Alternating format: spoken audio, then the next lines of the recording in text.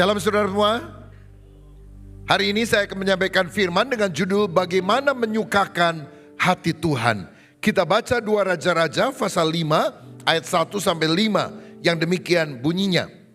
Naaman panglima Raja Aram adalah seorang terpandang di hadapan tuannya dan sangat disayangi.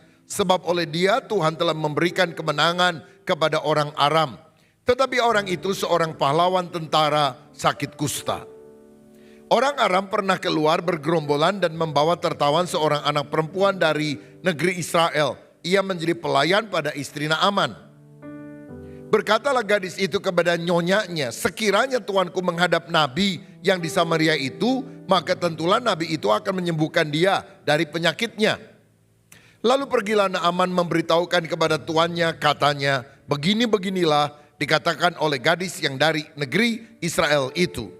Maka jawab Raja Aram, baik pergilah dan aku akan mengirim surat kepada Raja Israel. Lalu pergilah Naaman dan membawa sebagai persembahan 10 talenta perak dan 6.000 shikel emas dan 10 potong pakaian. Beberapa waktu yang lalu waktu saya berulang tahun, cucu saya yang masih berusia beberapa tahun membuat gambar lalu kasih tulisan Happy Birthday Opa. Saudara-saudara, gambarnya nggak terlalu bagus, tulisannya juga masih kayak ceker ayam karena namanya juga masih anak kecil. Tetapi waktu saya lihat saya sangat senang karena apa? Dia membuat sebagai rasa cinta kepada saya. Saya percaya kita adalah anak-anak Tuhan. Apa yang kita lakukan bagi Tuhan tentu tidak sempurna. Oh, kalau dibandingkan dengan kesempurnaan Tuhan, apa sih? Suara kita nggak terlalu bagus dibandingkan malaikat Tuhan. Permainan musik kita tidak seberapa dibandingkan dengan kemampuan yang Tuhan berikan. Mungkin kepada paduan suara sorgawi. Persembahan kita tidak ada nilainya dibandingkan dengan kekayaan Tuhan. Tetapi kalau kita melakukan dengan hati, itu menyukakan hati Tuhan. Nah, dalam kehidupan ini kadang-kadang kita berpikir, Tuhan saya mau ini, saya minta itu. Padahal sebetulnya kita harus sadar Tuhan adalah pusat alam semesta. Kita bukan pusatnya, kita bukan senternya. Jadi sebetulnya kita mesti berpikir bukan apa yang aku inginkan dari Tuhan. Tapi bagaimana hidup saya ini menyukakan hati Tuhan. Nah, dari pembacaan Alkitab hari ini ada 3 hal yang saya mau bagikan. Bagaimana kita bisa menyukakan hati Tuhan. Pertama, kalau kita ingin menyukakan hati Tuhan, kita harus menjadi pewarta kabar baik. Alkitab bercerita tentang seorang panglima perang dari Aram, namanya Naaman. Dia jenderal bintang 4. Semua orang takut kepada dia, ditakuti lawan, disegani oleh kawan. Tetapi ternyata dia punya problem di dalam hidupnya. Luarnya jenderal, luarnya hebat, tapi di dalam dia punya penyakit yang mematikan, penyakit kusta yang dianggap kutuk yang membawa kematian dan belum ada obatnya pada waktu itu. Saya perhatikan orang-orang mungkin kaya, berpangkat, tenar, followernya di sosial media begitu banyak. Tapi di dalam hati yang paling dalam seringkali ada kegelisahan, ada pergumulan, ada masalah. Dan setiap orang membutuhkan pertolongan Tuhan. Itu sebabnya kita perlu menyampaikan kabar baik. Dan kabar baik sejati hanya ada dari Injil Yesus Kristus. Karena Yesus adalah Sang Raja Damai yang bisa memberikan keselamatan, damai sejahtera, dan pemulihan di dalam kehidupan kita. Ada seorang budak yang dimiliki oleh Naaman, seorang gadis kecil, orang Israel yang bilang kepada istri Naaman, kalau tuanku pergi ke Israel, ketemu dengan nabi yang namanya Elisa, nabi itu akan berdoa buat tuanku dan tuanku akan disembuhkan oleh Allah Israel. Bayangkan seorang budak perempuan kecil, tidak berharga. Tapi kok bisa-bisanya omongan dia menyebabkan Naaman minta izin kepada Raja Aram, bolehkah aku pergi ke Israel karena aku sakit dan aku ingin didoakan oleh nabi itu. Saya mau bilang, hamba kecil menggerakkan Naaman jenderal bintang 4 untuk pergi mencari pertolongan. Bukan karena hamba itu sangat penting dan berharga, tapi karena berita yang dia sampaikan sangat penting dan berharga. Saya mau bilang, kalau kita dipakai Tuhan untuk bersaksi, menceritakan kebaikan Tuhan, bukan karena kita yang hebat. Kita manusia biasa, seperti hamba yang lemah, hamba budak tawanan itu. Tapi berita yang kita sampaikan sangat berharga. Karena berita Injil menentukan hidup dan matinya seseorang. Orang yang tidak percaya kepada Yesus binasa kekal sampai selamanya. Tapi orang yang percaya kepada berita Injil akan diselamatkan, memperoleh hidup yang kekal. Betapa pentingnya kabar Injil untuk disampaikan bahkan oleh orang yang sangat sederhana sekalipun.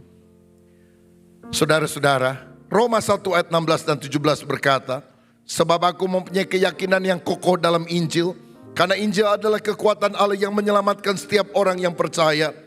Pertama-tama orang Yahudi, tetapi juga orang Yunani, sebab di dalamnya nyata kebenaran Allah yang bertolak dari iman dan memimpin kepada iman, seperti ada tertulis orang benar akan hidup oleh iman. Waktu Injil disampaikan, kita percaya kepadanya, kita diselamatkan. Agama selalu mengajar berbuat baik, banyak amal, mudah-mudahan kamu akan selamat. Alkitab berkata semua manusia berdosa dan kehilangan kemuliaan Allah. Kebaikan kita hanya kain kotor di hadapan Tuhan. Gak mungkin bisa menyukakan hati Tuhan. Ada orang bilang asal kamu berbuat baik kamu akan diterima oleh Tuhan. Kain kotor. Kok kain kotor dibangga-banggakan? Gak mungkin bisa menyelamatkan. Hanya kasih karunia yang bisa menyelamatkan kita. Agama membuat kita bangga dengan apa yang kita lakukan. Injil membuat kita bangga dengan apa yang Yesus lakukan. Dia mati di kayu salib untuk menyelamatkan kita orang berdosa. Itu sebabnya mari kita beritakan Injil. Ajak teman-teman kita, keluarga, saudara kita untuk percaya kepada Yesus Kristus. Saya membaca satu data, orang ke gereja karena tertarik melihat program gereja yang bagus hanya 4%. Orang yang pergi ke gereja karena senang mendengar khotbah pendeta yang bagus hanya 5%. Tapi hampir 85% orang ke gereja ketika ditanya, kenapa kamu ke gereja? Jawabannya simple, karena saya diajak teman. Tahukah saudara, penginjilan yang paling efektif adalah friendship evangelism. Penginjilan lewat persahabatan. Kita mengajak saudara kita, mengajak teman kita. Malah kadang-kadang ngajaknya juga motivasinya nggak pas. Ke gereja yuk, kenapa? Banyak yang cakep. Oh boleh juga deh. Saudara motivasi mungkin pertama nggak lurus, nggak beres. Tapi Tuhan tetap mencintai saudara. Karena dia ingin menyelamatkan kita. Yang amin itu tadi motivasi mungkin kurang beres ya.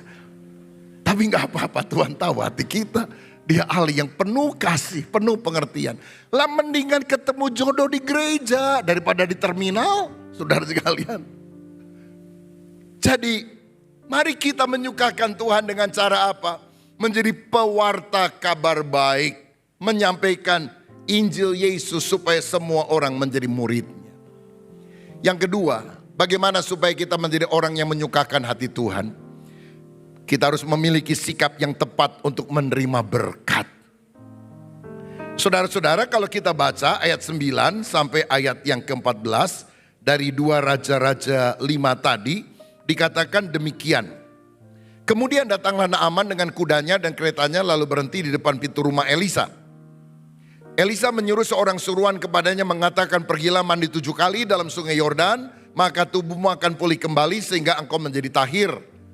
Tetapi pergilah Naaman dengan gusar sambil berkata, aku sangka bahwa setidak-tidaknya ia datang keluar dan berdiri memanggil nama Tuhan Allahnya, lalu menggerak-gerakkan tangannya di atas tempat penyakit itu dan dengan demikian menyembuhkan penyakit kustaku. Bukankah Abana dan Parpar, sungai-sungai Damsyik lebih baik daripada segala sungai di Israel? Bukankah aku dapat mandi di sana dan menjadi tahir? Kemudian berpalinglah ia dan pergi dengan panas hati. Tetapi pegawai-pegawainya datang mendekat serta berkata kepadanya, Bapak, Seandainya nabi itu menyuruh perkara yang sukar kepadamu, bukankah Bapa akan melakukannya? Apalagi sekarang ia hanya berkata kepadamu, mandilah dan engkau akan menjadi tahir. 14, baca bersama, 2, 3. Maka turunlah ia membenamkan dirinya 7 kali dalam sungai Yordan, sesuai dengan perkataan abdi Allah itu. Lalu pulihlah tubuhnya kembali seperti tubuh seorang anak, dan dia menjadi tahir. Saudara, kita akan menyukakan Tuhan kalau kita memiliki sikap yang tepat untuk menerima berkat. Apa sikap yang tepat itu? Kerendahan hati. Yakobus 4 ayat 6 berkata, Allah menentang orang yang congkak, tapi mengasihani orang yang rendah hati. Barang siapa meninggikan diri, dia akan direndahkan. Barang siapa merendahkan diri, dia akan diangkat oleh Tuhan. Naaman ini jauh-jauh datang dari luar negeri, dari Aram, kalau sekarang Syria, ibu kotanya Damaskus, saudara. Lalu waktu dia sampai ke Israel, ini kan tamu kehormatan, Jenderal Bintang 4 dari luar negeri. Begitu sampai di rumah Elisa, nggak disambut loh saudara. Yang disuruh ke depan untuk nyambut cuma bujangnya yang namanya Gehasi. Dia bilang, Jenderal, kata Tuhan saya, kata Nabi, kamu pergi aja mandi ke sungai Yordan, nyelam 7 kali, nanti kamu sembuh. Udah ya, ditutup lagi pintunya. Ngamuk nih Naaman. Itu orang gak tahu diri ya. Gak tahu saya ini panglima perang dari Aram. Mau aku bisa bumi hanguskan ini kota. Kurang ajar sekali, nongol aja kagak. Cuma pegawainya dia suruh. Saudara-saudara, apakah Elisa itu kurang ajar, gak tahu sopan santun? Tahu. Tapi kenapa dia mengizinkan hal itu terjadi? Tuhan memakai cara ini untuk menguji kerendahan hati daripada raja. Walaupun kamu Jenderal Bintang 4, di hadapan Tuhan kamu rakyat jelata, manusia biasa. Kamu harus minta belas kasihan daripada Tuhan, baru Tuhan memberikan berkat. Jangan bilang kamu gak tahu siapa saya. Oh saya hebat, Tuhan gak butuh semuanya itu. Kalau orang pergi ke gereja, dia orang berpangkat, dia konglomerat, dia siapapun, kita semua sama. Kita semua umat manusia yang memohon belas kasihan daripada Tuhan. Karena satu-satunya perlu ditinggikan, dibanggakan, diagungkan hanyalah nama Yesus, nama Raja di atas segala raja, yang mengasihi kita, yang layak menerima segala pujian, hormat dan kuasa. Akibatnya dia marah. Waduh kurang ajar, aku diperlakukan begini. Orang kalau marah karena sombong, gak akan diberkati Tuhan.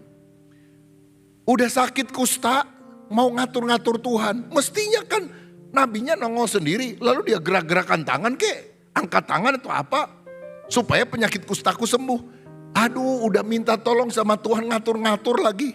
Kadang-kadang kita kan begitu juga, Tuhan kalau engkau berkuasa tolong bikin ini, tolong bikin itu. Ngatur Tuhan. Tuhan kan gak bisa kita atur.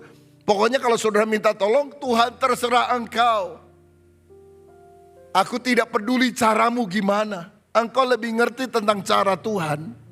Bagi Tuhan tidak ada yang mustahil. Tapi aku taat apa saja yang kau perintahkan kepadaku. Lalu dia bilang, ngapain saya mesti mandi di sungai Yordan? Di negara saya, sungai Abana dan Parpar lebih jernih daripada sungai Yordan yang keruh. Banyak kotorannya. Pisang goreng suka lewat. Ngapain saya mandi di sana? Saudara ya, orang kan suka ke sungai Yordan, dibaptis di sana. Kalau saudara tahu, Yarden itu bau. Karena di seberang itu kandang kuda, saudara sekalian. Sandi kan pernah ke situ ya. Kandang kuda itu di situ, saudara. Dan saudara, limbahnya itu banyak di atas ambang batas aman. Dan waktu kita ngebaptis kadang-kadang suka musim dingin kan saudara. Jadi kaki begitu turun, itu ikan kecil-kecil suka gigitin kaki nih. Jadi kita yang baptis kan mesti begini-begini. Haleluya, haleluya. Kan gak ada yang lihat itu saudara. Lagi dinginnya luar biasa ini. Kalau 30 yang dibaptis Pak Era, dingin, begitu biur langsung lari dia. Oh kita yang baptis 30 orang, waduh. Jadi dia bilang, ini sungai Yordan kan kotor, ngapain saya mandi di sini? Didiemin tuh sama Tuhan, biarin aja, mau nurut atau enggak? Kalau kita menolak, kita sombong, kita enggak akan nerima mujizat. Orang seringkali kehilangan berkat karena sombong. Apa sih yang kita sombongkan? Apa sih yang kita banggakan?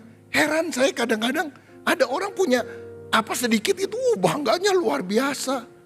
Kita ini debu tanah saudara-saudara. Yang kadang-kadang heran, udah miskin, udah bodoh, bisa sombong lagi saudara sekalian. Tuh anak SMA sekarang kalau ulangan, dapat berapa kamu? Jelek, saya dapat 5. Hah 5? Saya mah 2. Ih udah bodoh teh sombong. Aduh sakit nih.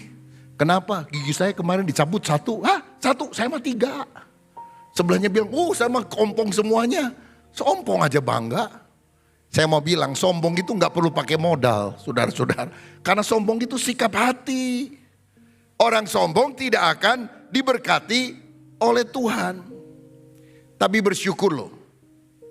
Naaman ini punya anak buah yang meredakan kegeraman hati daripada Naaman. Dia bilang, Tuan udah jauh-jauh datang ke sini. Disuruhnya sederhana, nyelam 7 kali. Apa susahnya? Kalau Nabi minta yang lebih sulit juga kan diikuti kan? Apalagi cuma nyelam 7 kali. Kalau misalnya disuruh, oke, kamu akan sembuh dengan syarat sikat giginya singa. Mau dilakonin gak? Ya demi kesembuhan mungkin dilakukan tuh. Apa singanya diikat dulu atau gimana? Ini kan cuma nyelam 7 kali. Apa susahnya? Reda kemarahannya. Saya mau bilang, kita itu perlu lingkungan teman-teman. Jangan yang suka memprovokasi, tapi memotivasi. Pacar kamu itu kelihatannya jalan sama yang lain tuh. Lawan aja, balas aja. Kamu juga masih cantik. Kamu juga masih cakep. Emang dunia cuma sedaun kelor? Hajar aja yang lain. Oh ya benar juga ya. Provokator itu namanya saudara. Dunia itu perlu motivator, bukan provokator. Coba lihat kiri kanan. Sebelah saudara itu provokator atau motivator? Jangan jadi kompor saudara. Bawa panas. Kalau orang lagi marah jangan disiram bensin, siram air supaya teduh hatinya. Saya mau jadi motivator bukan provokator. Ayo ucapkan sama-sama, 2, 3. Saya mau jadi motivator bukan provokator. Maksud motivator adalah memotivasi orang supaya orang itu melakukan kehendak Tuhan. Walaupun kadang-kadang mungkin gak masuk akal, udah ikuti aja. Apa susahnya nyelam 7 kali? Orang yang rendah hati akan diberkati Tuhan. Ujian kedua adalah ujian ketaatan. Mandi 7 kali. Kalau dia mandinya sekali, nyelam sekali, sembuh gak? 5 kali? Kenapa harus 7 kali? Kenapa dia harus nyelam 7 kali? Kenapa bukan sekali, 5 kali, 10 kali? Kenapa 7 kali? Jawabannya sederhana, karena Tuhan mintanya 7. Mau-maunya Tuhan. Ada orang kadang merohanikan, 7 angka sempurna, bla bla bla bla. Nggak usah, simple aja. Tuhan minta nyelam 7 kali. Ya udah taati aja. Kalau Tuhan bilang 5 kali, 5 kali. 3 kali, 3 kali. Ini mintanya 7 kali, ya 7 kali aja. God is simple, man is complicated, saudara. Tuhan itu simple, manusia yang suka bikin rumit, suka bikin pusing. Nyelam 7 kali, kamu akan sembuh. Ketaatan mengandung berkat, ketidaktaatan mengundang kutuk di dalam kehidupan kita. Karenanya mari kita belajar taat. Petrus sudah ngambil ikan sepanjang malam, no. Siang-siang Tuhan bilang, bawa perahumu ke tempat yang dalam, tebarkan jala. Tuhan, aku sudah coba sepanjang malam dan orang nangkap ikan bukan siang-siang, malam-malam. Dan saya kan nelayan, kamu tukang kayu, lebih ngertian saya daripada kamu. Kan kalau dia mau berbantah seperti itu. Tapi karena Tuhan yang ngomong, oke lah aku tebarkan jala juga. Dan waktu dia tebarkan, hampir tenggelam itu perahu karena jumlah ikan yang sangat besar. Ketaatan mengandung berkat, ketidaktaatan mengundang kutuk dalam hidup kita. Nurut aja, taat saja. Tuhan nanti buka jalan kepada kita sekalian. Seorang anak lulus SMA, mau masuk perguruan tinggi.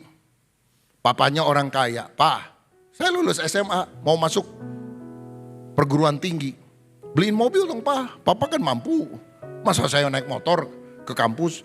Naik mobil dong, supaya orang tahu saya anak Papa. Papanya bilang oke, dengan 2 syarat. Pertama, kamu harus diterima dulu di kampus itu.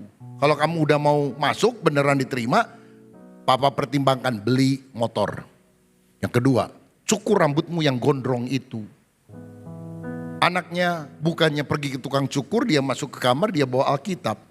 Dia mulai buka kitab Hakim-Hakim dan dia bilang, saya baca dalam Alkitab ada orang disuruh gondrong sama Tuhan, namanya Simpson. Jadi rasanya tidak ada kaitan antara rambut gondrong dengan naik mobil Papa. Dan kita lihat di kalender di tembok rumah kita ada gambar Tuhan Yesus. Rambutnya juga panjang. Jadi apa susahnya Papa belikan saya walaupun rambut saya gondrong. Papanya bingung, anaknya main ayat. Tapi dia dapat hikmat dari Tuhan. Hebat juga ya. Teladan kamu tokoh-tokoh Alkitab seperti Simpson dan Yesus. Papa juga baca Alkitab. Simpson kemana-mana selalu jalan kaki. Dan Yesus pergi kemanapun tidak pernah naik mobil. Paling-paling naik keledai. Jadi karena kamu tidak mau taat, jalan kaki saja. Nggak usah naik mobil. Ketaatan mengandung berkat, ketidaktaatan mengundang kutuk di dalam kehidupan kita. Kadang-kadang waktu kita taat bertentangan dengan logika kita. Tapi nurut aja, nanti Tuhan buka jalan yang gak pernah kita pikir. Adik saya yang paling kecil, ini dulu cerita masa lalu. Tinggal di Tasik. Sudah lulus SMA.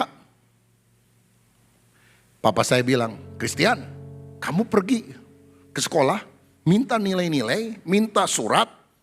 Ini ada beasiswa nih dari Belanda. Kamu sekolah, lamar ke sana. Dia bilang gak mau Pak, wah alasannya macam-macam. Padahal mah kabogohna orang Tasik, saudara-saudara. Waktu itu dia punya pacar orang Tasik, gak mau. Tapi akhirnya ribut tuh, disuruh-suruh kamu gak nurut, ayo pergi. Akhirnya dengan terpaksa, dengan jengkel, dia pergi ke sekolah minta surat keterangan supaya dapat surat untuk dapat beasiswa di Belanda, apply gitu saudara. Waktu sampai di sekolah udah sepi karena apa? Udah musim liburan kan, udah dibagi ijazah dan sebagainya. Tiba-tiba kepala sekolah bilang, Kadia sini. Ngapain kamu? Mau ke Belanda Pak? Udah gak usah. Nih, ada beasiswa dari Unpar, Universitas Parahyangan. Ini zaman dulu sudah berapa puluh tahun lalu. Dari Unpar. Bukan kamu mestinya untuk juara 1, juara 2. Tapi gak tahu kemana menghubunginya. Zaman dulu belum ada HP kan saudara. Dan besok adalah pendaftaran terakhir. Ya daripada mubazir udahlah. Kalau kamu mau gak usah ke Belanda. Udah ke Bandung aja. Adik saya bilang, oh ya udah. Ada jalan kan. Mendingan di Kabogoh di Tasik. Ini di Bandung masih dekat daripada Belanda saudara-saudara. Akhirnya dia ambil. Papa saya bilang ya udahlah kamu coba. Akhirnya dia diterima sekolah di Unpar gratis 4 tahun. Setiap semester dapat uang saku lagi saudara sekalian. Sampai dia lulus, sampai melanjutkan ke S2-nya. Belanda gak akan ceritain, tapi Tuhan memberikan yang terbaik pada waktunya. Itu cerita masa lalu. Unpar zaman sekarang saya rasa lain saudara sekalian ya ceritanya. Tapi waktu kita taat, nurut, ada aja jalan yang Tuhan buka dalam hidup kita. Jadi kalau Tuhan bilang A, jangan berkata ya kalau Tuhan bilang tidak. Jangan berkata tidak kalau Tuhan bilang ya. Taat karena waktu Tuhan ngomong walaupun gak masuk logika. Tuhan tahu ujungnya gimana. Tuhan tahu yang terbaik bagi kita gimana. Jangan berpasangan dengan orang yang tidak seiman. Karena Tuhan udah tahu gimana caranya. Apa yang terjadi. Ngotot. Saudara-saudara. Nanti kita resiko sendiri. Mending nurut aja sama Tuhan. Tuhan, saya mau berdoa puasa 40 hari 40 malam. supaya apa yang tidak boleh diperbolehkan khusus untuk saya. Loh, gimana? Belajar taat. Kalau masih kuliah, belum banyak pemasukan, kuliah yang baik dulu. Uang belum punya, mau pacaran. Pacaran perlu uang, saudara-saudara. Pernah masuk ke jalan tol enggak? Ada tulisan di sana. Pastikan saldo Anda cukup. Loh, saldo belum cukup mau ngajak pacaran, apalagi ngajak kawin. Masa anak orang tiap hari dikasih nasi pecel, saudara sekalian? Taat melakukan kehendak Tuhan, pasti ada berkat yang Tuhan siapkan dalam hidup kita. Siapa yang percaya? Berikan tepuk tangan yang meriah untuk Tuhan. Bagaimana menyukakan Tuhan? Pertama, menjadi pewarta kabar baik. Beritakan Injil, ceritakan tentang kasih Yesus. Kedua, miliki sikap yang tepat untuk menerima berkat. Rendah hati, taat. Yang terakhir, yang ketiga, bagaimana menyukakan Tuhan? Kita harus mengutamakan perkara rohani lebih daripada materi. Naaman nyebur 7 kali. Begitu keluar, sehat. Mulus kulitnya seperti bayi. Wow, seneng banget. Dia pergi ke rumah Elisa, mau berterima kasih. Kasih perhiasan, kasih hadiah, kasih baju-baju yang bagus. Saya mau tanya, kalau Elisa terima, salah nggak? Nyuap nggak? Korupsi bukan? Gratifikasi bukan? Bukan kan? Tanda terima kasih, ucapan syukur. Tapi Tuhan ngomong di hati Elisa, tolak. Loh, kenapa ditolak? Karena Naaman ini bukan orang beriman. Dan dia selalu punya pikiran, semua bisa dibeli pakai uang. Bayar aja, kasih duit aja, semua bisa beres. Tuhan bilang, anugerahku tidak perlu bayar. Asal hati rendah, asal hati taat, asal hati percaya. Nggak semua di dunia ini bisa dibeli dengan uang, saudara sekalian.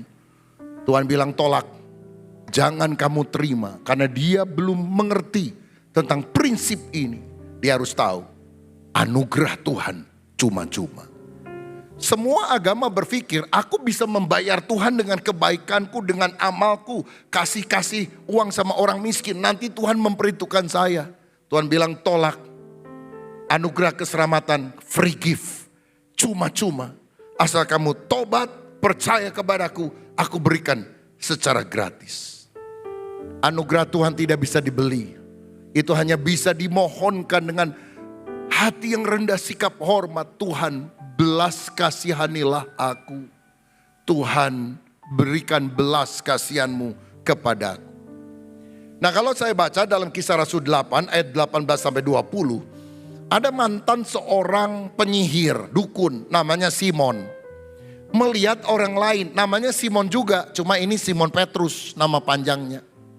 Itu dia doa untuk orang sakit sembuh. Dia doakan orang penuh dengan Roh Kudus, dilawat oleh Tuhan.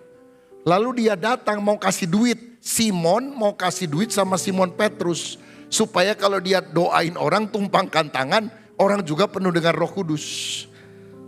Lihat firman Tuhan, Kisah Rasul 8 ayat 18-20. Ketika Simon melihat bahwa pemberian Roh Kudus terjadi oleh karena rasul-rasul itu menumpangkan tangannya, ia menawarkan uang kepada mereka serta berkata, berikanlah juga kepadaku kuasa itu, supaya jika aku menumpangkan tanganku di atas seseorang, ia boleh menerima Roh Kudus. Tetapi Petrus berkata kepadanya, binasalah kiranya uangmu itu bersama dengan engkau, karena engkau menyangka bahwa engkau dapat membeli karunia Allah dengan uang. Enggak semua bisa dibeli dengan uang. Anugerah Tuhan diberikan cuma-cuma ketika sikap hati kita benar. Ada satu tokoh lain yang kita perlu lihat kesungguhannya selain Elisa yang menolak pemberian daripada jenderal yang namanya Naaman. Orang ini adalah Abraham. Saudara tahu Abraham pernah menolong saudaranya, ponakannya yang namanya Lot, yang tinggal di Sodom. Diserbu oleh bangsa yang lain. Wah, dikalahkanlah. Abraham mengutus 316 orang anak buahnya bertempur melawan musuh, kalah semuanya. Dan melihat itu Raja Sodom yang dibebaskan, dia bilang hebat banget anak buah kamu. Gimana? Kamu ambil deh seluruh harta jarahan ini, asal orangmu ikut saya. Saudara-saudara, dalam Kejadian 14 ayat 21, dikatakan demikian. Kejadian 14 ayat 21. Berkatalah Raja Sodom itu kepada Abram, berikanlah kepadaku orang-orang itu dan ambillah untukmu harta benda ini. Aku ambil orang kamu, aku kasih seluruh harta bendamu kepadamu. Mau atau enggak? Kalau dalam bahasa Inggris, Kejadian 14 ayat 21, berikanlah orang-orangmu. Itu tulisannya give me the souls. Berikanlah jiwa-jiwa itu kepadaku. Aku kasih uang yang banyak kepada kamu. Seringkali bujukan setan juga seperti ini. Kamu mau kaya, kamu mau segalanya, aku kasih. Tapi give me your soul. Berikan jiwamu. Saudara pergi ke Gunung Kawi, minta pesugihan dan sebagainya, bisa. Setan bisa kasih kaya. Setan kan pernah tawarin sama Tuhan Yesus, aku berikan seluruh harta dunia. Gak semua berkat itu dari Tuhan loh saudara. Setan bisa bikin orang jadi kaya. Jadi babi ngepet, jadi apa? Untuk jadi kaya, gak usah jadi Kristen. Ada orang jadi Kristen supaya jadi kaya. Gak perlu. Ke Gunung Kawi aja bisa kaya. Kalau jadi selamat masuk surga itu harus melalui Kristus. Kalau cuma sekedar jadi kaya, enggak jadi Kristen juga bisa. Tapi setan bilang gini, give me your soul. Aku berikan harta benda kepadamu. Saya pernah nih ya, melayat. Ada seorang bapak punya 3 anak. Yang pertama mati anaknya umur 7 kalau gak salah. Yang kedua mati umur 10. Ini bukan anggota jemaat. Adik bapak itu anggota jemaat. Dan waktu saya diberitahu itu, saya melayat sama istri. Sedih saudara. Anak 10 tahun, anak 7 tahun dalam jangka waktu yang dekat mati. Tinggal satu lagi nih, anak berapa belas tahun kalau gak salah. Lalu waktu saya dekati ikut kehilangan ya, tiba-tiba Roh Kudus menggerakkan saya. Maaf Pak ya, Bapak kan punya 3 anak masih kecil, meninggal 2. Apa Bapak pernah hubungan dengan kuasa gelap, punya jimat, pernah pergi ke dukun? Karena setan itu selalu memberikan tawar menarik tapi kwitansi akan disodorkan belakangan. Iya Pak Pendeta, saya pernah berguru ke orang pinter. Setelah upacara selesai, kalau Bapak bersedia, datang ke kantor gereja, bawa seluruh jimat-jimatmu. Saya mau doakan supaya lepas dari segala kutuk setan. Ini anak sisa 1 lagi nih. Masa kamu izinkan setan mengambil nyawanya juga? Berapa minggu kemudian dia datang ke kantor gereja. Saya layani, saya doakan. Dan begitu saya doakan saudara, tiba-tiba Roh Kudus seperti ngomong, masih ada 1 yang ditahan. Jadi saya berhenti doa. Saya bilang, kamu sudah bawa nih 1 karung berisi jimat-jimat, tapi masih ada 1 yang ditahan. Kaget dia. Dari mana Pak Pendeta tahu? Ya Tuhan kasih tahu ke hati saya. Lalu dia bilang, iya Pak, ini cincin saya Pak, ini susah dapatnya Pak. Saya mesti puasa ke gunung. Buat apa ini? Buat melet orang Pak. Jadi gadis-gadis itu kalau saya pakai ini, gampang jatuh cinta sama saya. Suka ngejar-ngejar saya gitu. Ya ilah, punya istri, udah punya anak, masih pakai apa itu, pelet begitu saudara. Ngejar-ngejar. Gak punya jimat aja kalau lihat ada orang cantik diludahin, dikejar-kejar juga kan saudara sekali. Saya bilang terserah kamu. Saya percuma juga bakar yang lain-lain kalau 1 gak diserahkan. Semua atau tidak sama sekali. Hanya dengan berat hati dia bilang, ya udahlah saya serahin aja. Ini rela nih, benar. Semua hidup bagi Yesus, ya dah katanya. Udah saya doain, wah manifestasi, wah lompat, waduh. Saya doakan keluar setan, sampai lemes dia. Saya mau bakar tuh, kebetulan di luar itu ada mahasiswa STT Karisma. Saya bilang, sini. Ini ada orang nyerahin jimatnya, daripada saya yang bakar, kamu yang bakar kan? Kamu gak pernah punya pengalaman ini kan? Belum Pak, ya bakar. Beberapa takut-takut. Percaya nggak dalam nama Yesus ada kuasa? Ada kakak kelas. Percaya. Dia datang saudara. Udah kakak kelas. Ya. langsung diambil api, dia kasih korek gitu, itu nggak pakai bensin loh saudara. Belum pakai bensin, begitu di ini, zet, nyala itu bajunya kebakar. Wah, lari dia untuk sama temennya, diambilkan air, disiram, gemeter dia.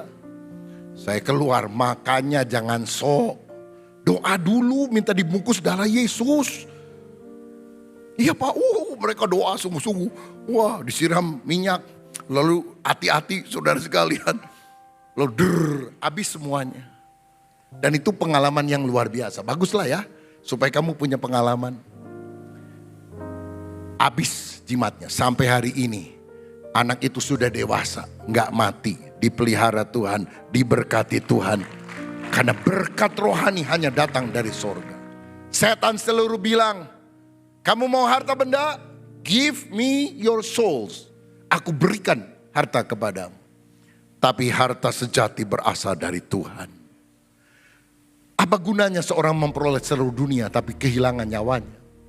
Dan Kejadian 14, waktu Abraham menolak harta yang ditawarkan oleh Raja Sodom, langsung ayat 15-nya, pasal 15-nya, ayat 1, Tuhan bilang gini sama Abraham. Kemudian datanglah firman Tuhan kepada Abraham dalam satu penglihatan. Janganlah takut Abraham, akulah perisaimu, upahmu akan sangat besar. Kalau engkau menolak keuntungan yang tidak wajar, hasil selundupan, uang korupsi, uang haram, engkau tidak ambil, Tuhan bilang, akulah perisaimu, upahmu akan sangat besar. Cari dahulu kerajaan Allah dan kebenarannya. Semua yang lain Tuhan akan tambahkan kepadamu. Saya akan tutup dengan hal ini. Mengutamakan perkara rohani lebih dari materi. Waktu Elisa menolak persembahan dari Naaman, yang jengkel itu pegawainya, Gehasi. Aduh, bos saya ini terlalu rohani. Berkat kok ditolak. Kalau nggak mau udah terima aja, kasih sama saya. Maka akhirnya ketika Naaman pergi meninggalkan rumah itu, nggak kasih apa-apa, dikejar itu sama Gehasi, saudara. Dan dia bilang, Tuanku Naaman, sorry ya, tadi kan ditolak tuh. Tapi sekarang mau diterima, aku disuruh sama Elisa. Coba lihat, ayat 21-27 dari 2 Raja-Raja 5 tadi. Begini firman Tuhan. Lalu Gehasi mengejar Naaman dari belakang. Ketika Naaman melihat ada orang berlari-lari mengejarnya, turunlah ia dengan segera dari atas kereta untuk mendapatkan dia dan berkata, selamat. Coba lihat ini dulu. Naaman naik kereta berkuda. Biasa kereta berkuda itu kudanya lebih dari satu, saudara. Kenceng banget. Bisa dikejar tuh sama Gehasi. Wah, bayangkan spiritnya itu luar biasa. Kalau sekarang dia ikut lomba lari maraton, juara 1 nih saudara. Orang pakai kereta kuda, wah dikejar dan kekejar. Ini spirit of excellence dari soal mengejar duit nih saudara. Banyak orang juga begitu, waduh semangatnya luar biasa. Karena apa? Dia ingin dapat duit. 22. Jawabnya, selamat, Tuanku Elisa menyuruh aku mengatakan baru saja datang kepadaku 2 orang muda dari pegunungan Efraim dari antara rombongan Nabi. Baiklah diberikan kepada mereka setalenta perak dan 2 potong pakaian. Dia bohong. Tadi kan ditolak, tiba-tiba turun tuh mahasiswa STT Karisma. Gak punya duit, minta beasiswa. Bisa gak tadi persembahan yang tadi kita dapatkan kembali? Oh gak apa-apa, dari tadi juga saya mau kasih. Yang minta siapa? Elisa. Hati-hati dengan orang yang suka jual nama orang. Nama saya ini sering dipakai orang. Kata Pak Rubin begini. Padahal saya mah gak tahu, saudara-saudara. Makanya saya bilang mau di Bandung, mau di Sinode GBI. Kalau ada orang bilang Pak Rubin ngomong begitu, cek langsung ke saya. Jangan sampai orang jual-jual nama saya. Ini penjualan nama dari sejak dulu ada nih saudara sekalian. Kata Nabi Elisa, saya harus minta lagi persembahan yang tadi. 23.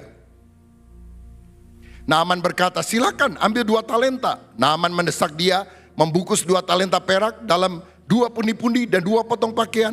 Lalu memberikannya kepada 2 bujangnya. Mereka mengangkut semuanya di depan Gehasi. 24. Setelah mereka sampai di bukit, disambutnya lah dari tangan mereka, disimpannya di rumah, dan disuruhnya kedua orang itu pergi. Maka pergilah mereka. Ini persembahan banyak banget.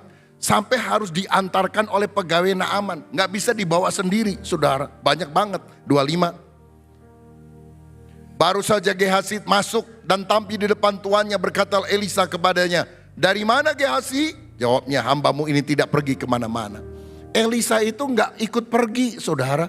Elisa di rumah, mungkin lagi tidur. Tapi hamba Tuhan yang peka tahu apa yang terjadi. Walaupun tidak ada orang memberitahu. "Gehazi, kamu dari mana?" "Nggak kemana-mana, di rumah aja. Paling ke depan tadi kasih makan ayam dikit." "Bohong kamu Gehazi. Aku tahu kamu menjumpai Naaman." "Dari mana Gehazi?" "Dari mana Elisa tahu?" Tuhan memberitahu. Ini namanya kepekaan rohani. Bukan soal kognitif, tetapi sesuatu yang Tuhan nyatakan dalam hati. 26.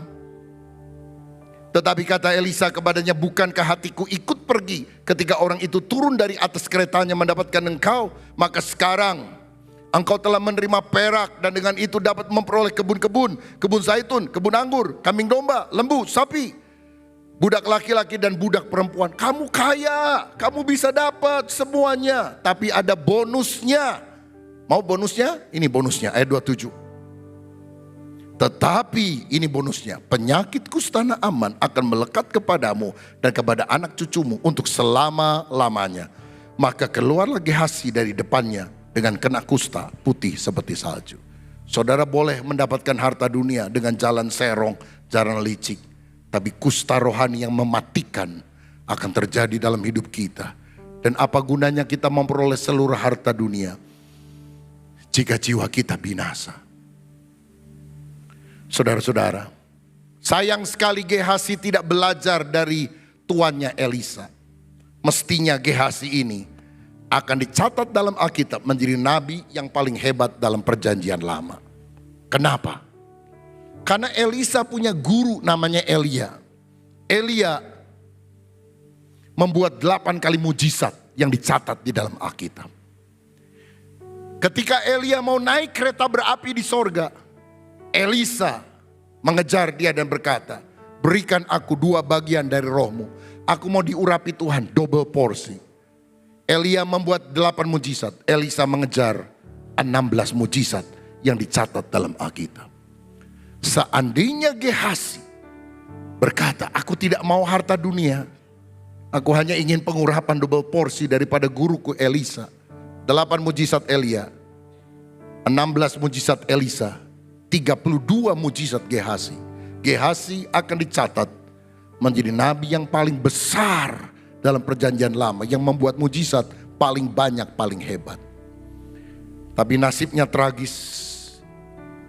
Penyakit kusta kepada Gehazi sampai selama-lamanya dia mati dengan cara demikian. Mengapa ada banyak orang memulai dengan baik tapi mengakhiri tidak finishing well?